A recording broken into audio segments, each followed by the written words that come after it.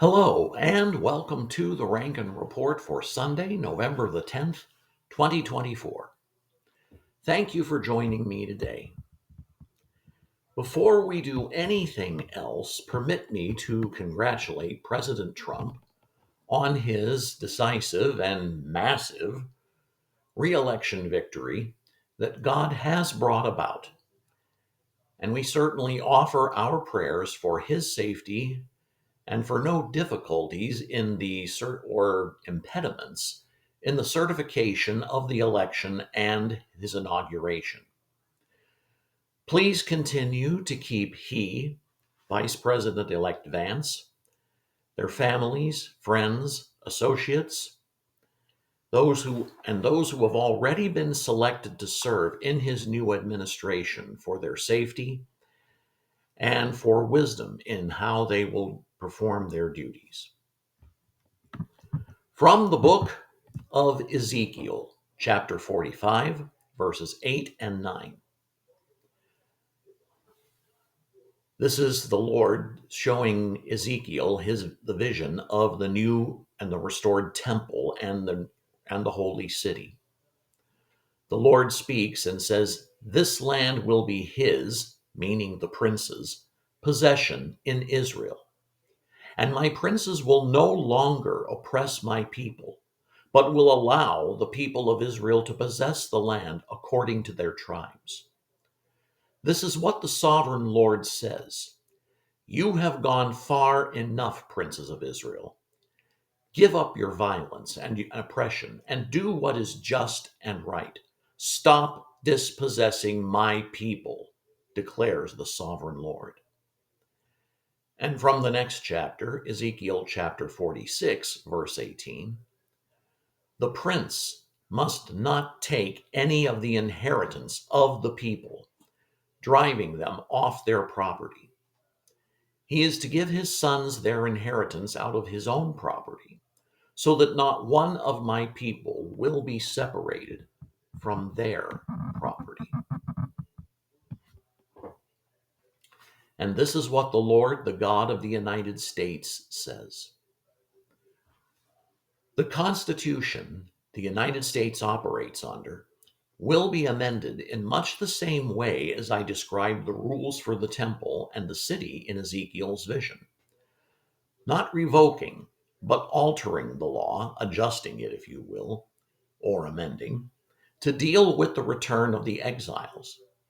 In it, I established a place for the prince among the people to live, a large area for his possession, so that he and his sons will no more be tempted to take from the people and oppress them. So shall the Constitution be amended to take away the temptation for presidents, senators, and members of Congress to oppress my other covenant people by taking bribes from advocates, nations, and groups to enact laws that harm ordinary people and take their rights from them that I gave them, growing wealthy in the process. The president must set the example of restoring to me the people for my service, whatever it may be, and follow my laws and my ways under the new covenant my son made with his sacrifice. The president must review my word, as did the ancient kings of Israel, aided by a true shepherd to me, so that the president can propose laws for such reforms. Members of the Congress and the Senate shall do likewise, as well as the Supreme Court, and lower courts to do the same, as well as the Supreme Court and lower courts.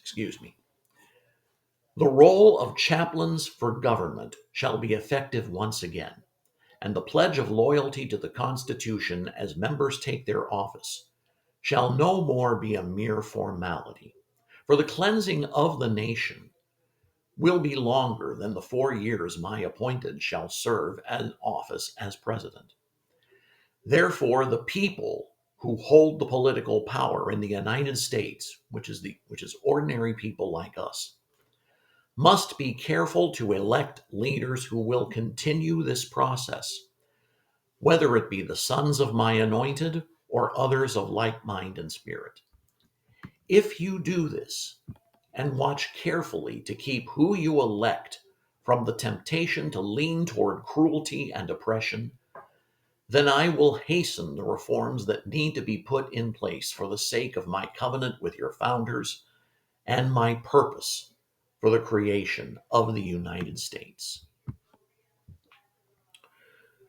The later portions, the last chapters of the book of Ezekiel, give a pattern of not only the restored temple, but of new procedures for the children of Israel when they return from exile. Not a complete rescinding of the law of Moses, but a few adjustments made by the Lord based on the experience of the pre exile past.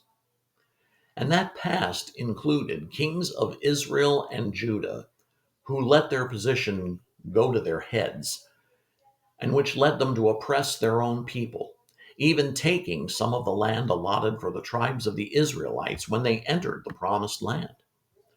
Recall the incident in 1 Kings 21 of wicked Queen Jezebel engineering the murder of Naboth so that her likewise wicked husband, King Ahab, could have Naboth's vineyard for a vegetable garden.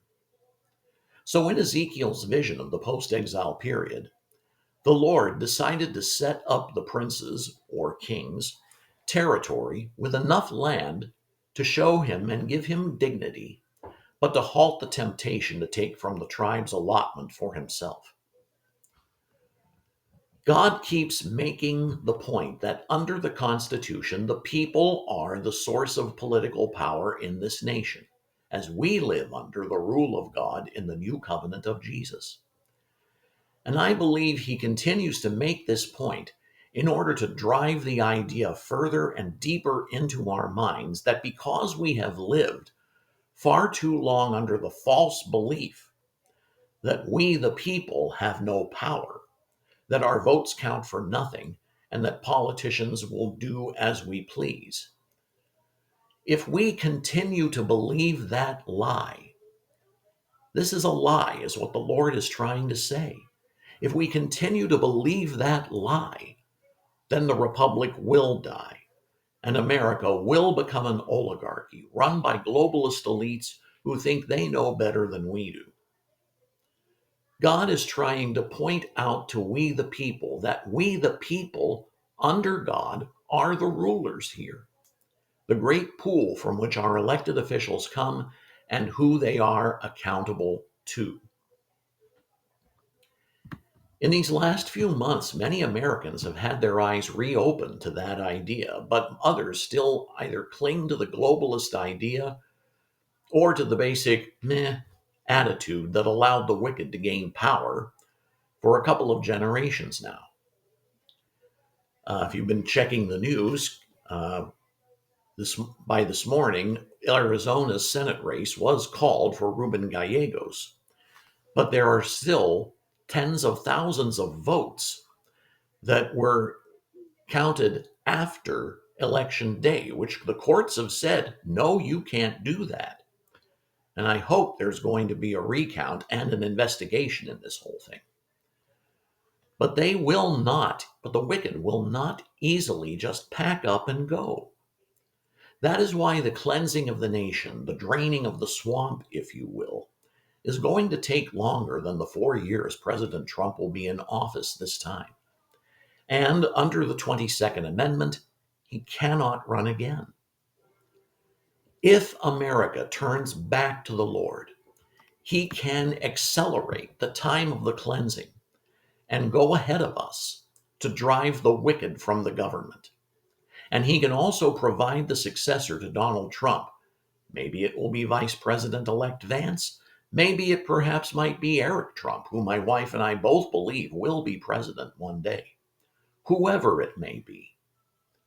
But once a national revival is engaged or accomplished, the people can make the adjustments necessary to prevent all this that we have endured from happening again and return the nation to the purposes and God intended for the nation in the covenant he made with our founders.